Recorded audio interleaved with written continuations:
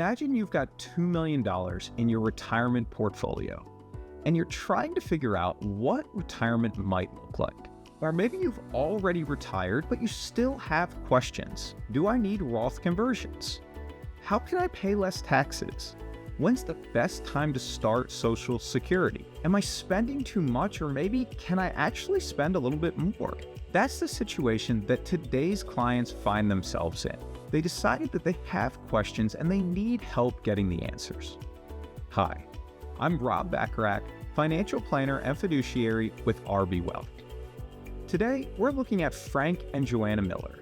And keep in mind as you follow along, whether you're a little bit younger or older, have a little bit more or less, all of the strategies that we discuss today can still be applied to your own unique situation. Let's dive in.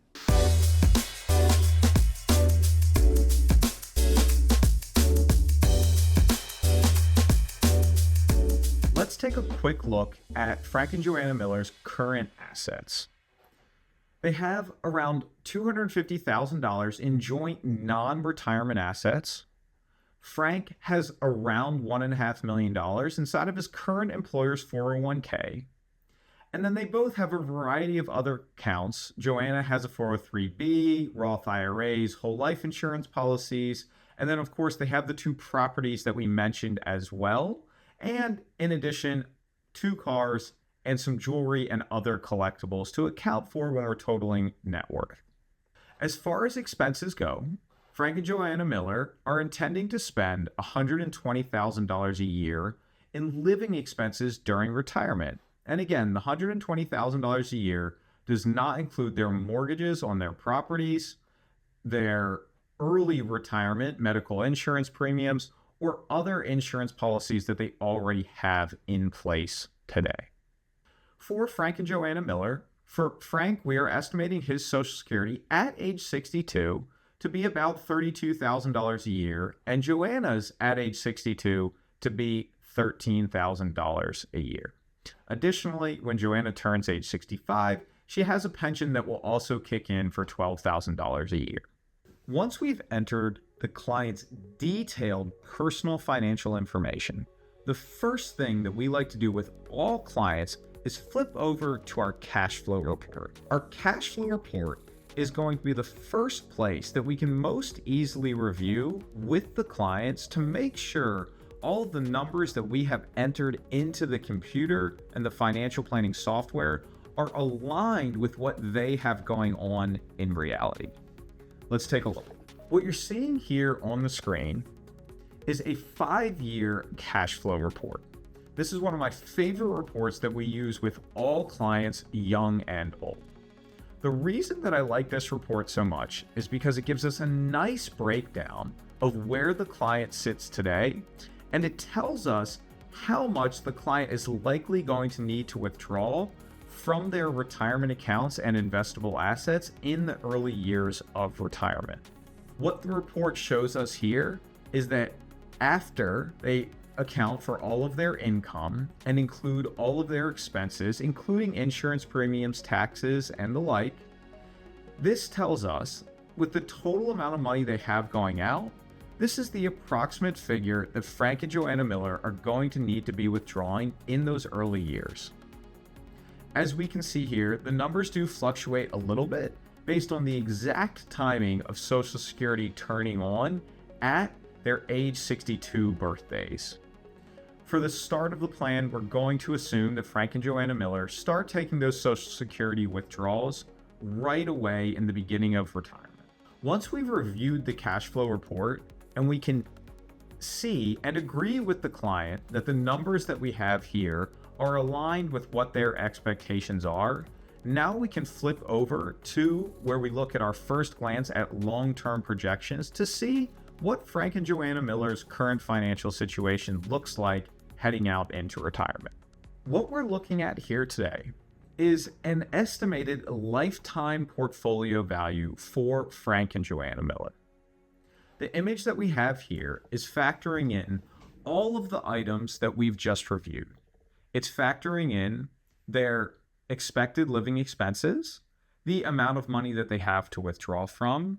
It's also factoring for growth rates based on how their investments are allocated today. We are including inflation. We are including gradual increases to Social Security as time goes on, and a number of other details that are all being calculated in the background here for us. What we now want to do is start to stress test the situation. The first glance that we have here tells us that, barring any major unforeseen events, it looks like Frank and Joanna Miller could comfortably retire based on the assets that they have today at age 62, assuming they're going to spend about $120,000 a year plus inflation throughout the remainder of their lives. So, this is a good sign for Frank and Joanna Miller that we can see their assets aren't growing tremendously, but they're not declining quickly either. And that's what's the most key that we want to see in our first projection. But what we want to go do now is stress test the situation to measure the impact of different scenarios, like if we decide to spend more money or less money, or maybe we have a major medical event, or, well, what if we take Social Security later, maybe at age 67 or 70 versus starting today? What if our investment returns aren't as good as what we were expecting them to be? Roth conversions, are they appropriate? Are they not? Do they actually help us today and in the long term? These are all different factors that we can now plug and play with into our software to visualize and help the clients actually see the impact of these different decisions or circumstances on their retirement projection. The goal here is to help either inform the client of their current situation and maybe things need to be tweaked before retirement, or build them up and build up the confidence that they need to retire happily and comfortably, knowing they're not in any danger of running out of money. So let's take a deeper dive at Frank and Joanna Miller's situation. The first thing that we typically take a look at for clients right before they're leading into retirement and they're wondering how much can they comfortably spend? What's retirement really going to look like when there's no longer that paycheck coming in every month? So the first thing that we can check here for Frank and Joanna Miller is to say, all right, well, what if we spend an additional $12,000 a year? Maybe it's just higher living expenses, or we decide to travel, whatever it might be. Let's take a look at the impact of an additional $12,000 a year. We can see here that the impact of $12,000 a year is somewhat significant when we compare it to how much assets they may end their lives with, spending $12,000 a year less. But what this is telling us is that Frank and Joanna Miller most likely could spend that additional money and still not worry too much about running out of money during retirement. Keep in mind, these projections are running out until age 95. So we're actually going beyond what average life expectancy is for folks as of today. And furthermore, we can also take this picture and look at something that's called a Monte Carlo. We can look at something that's called a Monte Carlo report that gives us a spread of hypothetical outcomes to give even a broader picture of where Frank and Joanna Miller might end up if they decided to spend more money than the $120,000 that they're already talking about. And so the picture on the screen here does a great job for us of calculating thousands and thousands of different circumstances and giving us a range of outcomes. The blue line here right in the middle is the average median or most likely outcome, where Frank and Joanna Miller are spending down their assets. They're not growing their assets, but they're also not running out of money. And so we can safely assume that somewhere in this middle range here, potentially a little bit below or a little bit above this blue line, based on the information that we've entered today, is where the Millers would be likely to end up as far as the total assets they would have left over at the end of retirement. Maybe this is a lot more than what they'd like to have. Maybe it's a lot less. We can make decisions along the way that impact these things based on whatever their goals are. So flipping back here to our lifetime portfolio value, and I should note that this lifetime portfolio value, when it comes to how much money we may have left over to pass to our kids or grandchildren, we are not including the value of real estate in the lifetime portfolio value here. This is all liquid assets invested into the stock market that we are judging our withdrawal rates and growth rates over time against. And so if we go back to say what the picture looked like at the $120,000 a year, it's pretty good. It's what we would consider somewhat of a level projection. We're not going up very high, but we're not going down either. And to give Frank and Joanna Miller even a little bit more confidence, if we click on to say, well, what if they actually spend less money than what they're expecting? Now we can really see the trajectory start to go up, where if they wanted that additional peace of mind and if they weren't comfortable spending the 120, they could spend more like 105, 103, and be really confident that they're not likely to run out of money, again, barring major unforeseen events like a medical event. So let's flip this off and let's take a look at a few other scenarios. Let's start with Social Security.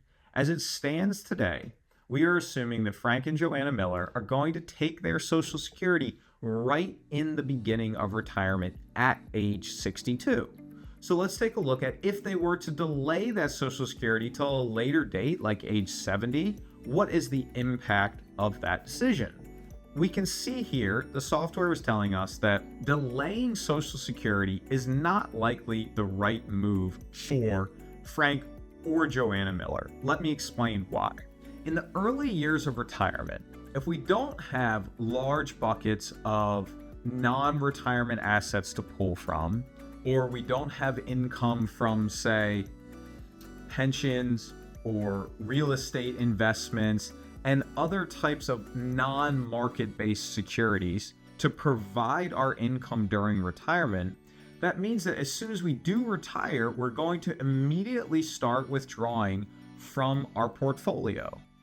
Well, if Frank and Joanna Miller want to withdraw around $120,000 a year just on their living expenses, and as we saw from the cash flow report, they need more like $150,000 to $160,000 a year when it's all said and done, this is money that needs to be withdrawn directly from their retirement accounts right in the beginning of retirement. Well, if we don't turn on Social Security, then this is even a greater portion of that money that needs to come from their retirement accounts. By turning on Social Security right in the beginning of retirement, we are relieving some stress on the portfolios themselves and the total withdrawals that need to take place from those portfolios to the tune of $40,000 to $50,000 a year once Frank and Joanna are both receiving their full Social Securities for a full 12 months. Well, $50,000 a year on portfolio withdrawals can make a big difference at the end of the day. And so this is why in their situation, since they do have to start withdrawing straight from their portfolios in year one of retirement, they don't have any other income sources to lean on, starting Social Security for Frank and Joanna Miller at age 62 is the best move for them. Even though we all know that by waiting on Social Security, the amount they could get could be higher, it takes too long for them to reach any sort of a break-even point.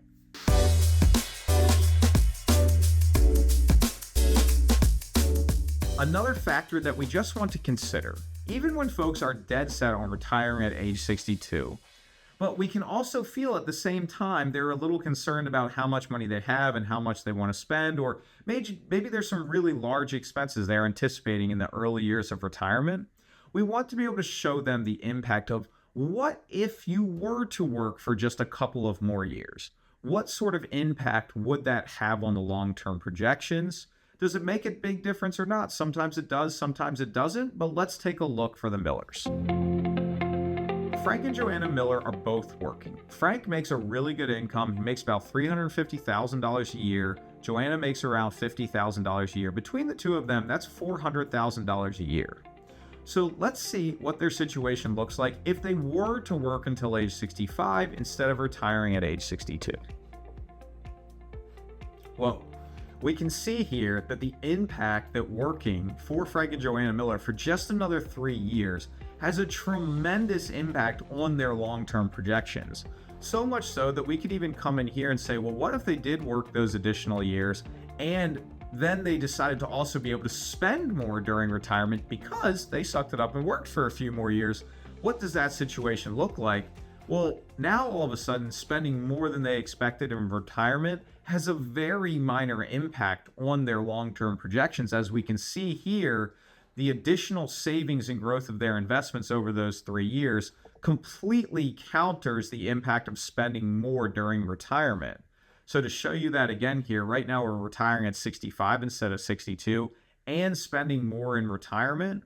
If we turn the retirement at 62 off, again, we really do start to trend down as far as our asset expectation at the end of our lives. So working for just a few more years can have a major impact on long-term projections. Now, let's take a closer look at why this is the case. So we're going to flip back over to our cash flow report, and we're going to take a closer look at that so everyone can get a really good idea of what the difference is here. So in our base case scenario, as we like to call it, Frank and Joanna are retiring at age 62 with the money that they have today, kicking on Social Security right off the bat. Let's flip this and take a look and planning to take Social Security right off the bat. And this is what their projections look like. You can see here that their assets do continue to grow a little bit, but because we're starting to take withdrawals right away, the assets are also being reduced in value. So it's not just about not working for a few more years, it's the impact of stopping our work, drawing from investments. Those investments are no longer able to grow the same way as they were prior to us taking withdrawals from the accounts. So it's kind of a double-edged sword of money swinging in both directions. We're not drawing down and we're still making and saving money up to the good. So when we flip over, we can see here that in these years, their assets continue to grow because they're continuing to save into the accounts, and the accounts are able to stay invested for a few more years. So we're adding money and growing the money versus starting to take withdrawals. The long-term impact of this is tremendous. And I can also say that this is just assuming that Frank and Joanna spend all of their extra money. They're not doing any serious large savings in those last few years. They're just living their lives as is, but the impact is large. And so again, we flip back over here to see the impact of working for just a few more years, what that has. So now we come down here, and another thing that we always want to take a look at for retirement projections is, well, what if our returns from our investments aren't as strong as what we're expecting them to be? And I think what a lot of people fail to realize is that a difference on average over 20 years, a difference of just about 1% in investment returns, can have a huge impact on your long-term projections and lifestyle throughout retirement. So right now, Frank and Joanna Miller are somewhat conservatively invested. They're 60-40, 70-30. We're anticipating that 6 to 7% per year average types of returns. What we want to look at is back that down by a full percentage point, which doesn't seem like much, but is a big difference when we're talking about the difference between 5 or 6% or 6 and 7% over 20 years. It makes a big difference, and that's what we want to take a closer look at. Assuming everything stays the same, but our returns are more like 5 or 6% per year instead of 6 or 7% per year, we can see here that this has an even bigger impact on our long-term projections than if we ended up spending more than what we expected to. Now, we know that during retirement, we're never going to have exact average returns each year. We're going to have big up years and big down years. But when we're doing these projections to get a feel for things and help clients build confidence in whether they can retire or not, this is what we want to take a look at and just get an understanding for. And this allows us to then take a look at our investments and our investment allocations to make sure that things are aligned to achieve the returns that we need to achieve over the long term, and that we're not ending up being too aggressive or, even more importantly, too conservative. Because if there's anything that we've learned over the past few years with interest rates where they are and uncertainties in the economy, being too conservative can be really detrimental to your long-term financial plans.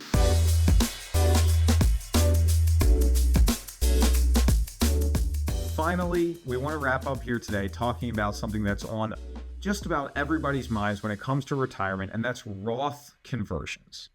Roth conversions are a hot topic today, and everybody seems to be wondering, are they appropriate for me or not? So we analyzed the situation for Frank and Joanna, and we're going to help you understand why it makes or doesn't make sense for them and how you can look at this same thing for your situation too. And for anyone who isn't already familiar with Roth conversions, we do have a video right here that discusses more about that. But real quick, what a Roth conversion is intentionally taking assets that are in pre-tax retirement accounts and rolling them over, paying the taxes on them, and putting them into a Roth IRA where they can then grow tax-free for the rest of our lives.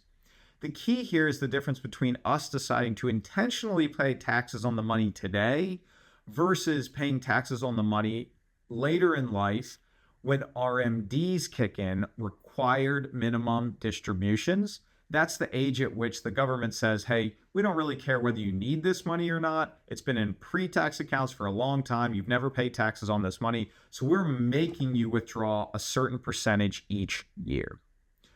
For Roth conversions, we're going to decide prior to that time to move money from traditional pre-tax IRAs over to Roth IRAs, paying taxes today versus waiting until tomorrow. This makes sense for some people, not for all. Let's take a look for Frank and Joanna. When we analyze the Roth conversion situation for Frank and Joanna, the long-term impact of it, even though hypothetically there's a lot of buzz and this seems like the greatest idea and the greatest thing since sliced bread, for Frank and Joanna, it actually doesn't make sense. It's actually detrimental to their long-term plans for us to do Roth conversions today versus just withdrawing just what we need from retirement accounts and waiting until RMDs kick in to take additional withdrawals. The reason that this is because similar to the impact of Social Security and why to take it early or not, Frank and Joanna have to start withdrawing from their pre-tax retirement accounts right away in the early years of retirement because other than the little over $200,000 of non-retirement assets, they don't have anywhere else to pull their income from. So if we start taking our income from pre-tax accounts and we start taking extra money to do Roth conversions, now we're actually driving up their taxable income to the point that we're going to pay higher tax rates on that money and that income today than likely what we would if we just left it alone and waited to take those withdrawals later in life and just take the minimum of what we need today, not any more. So for Frank and Joanna Miller, Roth conversions don't make sense. I wanted to share this client example with you today because this is a very real world situation where there are two strategies contradicting what so many people say is always the right thing to do. One being, oh, you should always wait on Social Security, let it grow, take it as late as you can. That actually doesn't make sense here. For Frank and Joanna, it makes sense to start Social Security right away. And again, another hot topic of conversation today, Roth conversions, Roth IRAs are the best thing. I need to do Roth conversions now today. Again, in the Miller situation, taking extra money out of pre-tax retirement accounts on top of what they already need for their normal withdrawals and living expenses in retirement would drive up their taxable income so high that it actually doesn't make sense for Frank and Joanna to do Roth conversions. That's everything that we have here for you today. If you enjoyed this video and you think, wow, these projections are pretty cool, I really think I might benefit from something like this, there's a link in the description where you can click and reach out to us to see how we might be able to help you. I hope you enjoyed this video today. Follow along for more. We'll be releasing similar videos to this one and other similar client situations each week going forward. Thanks a lot. Have a great day.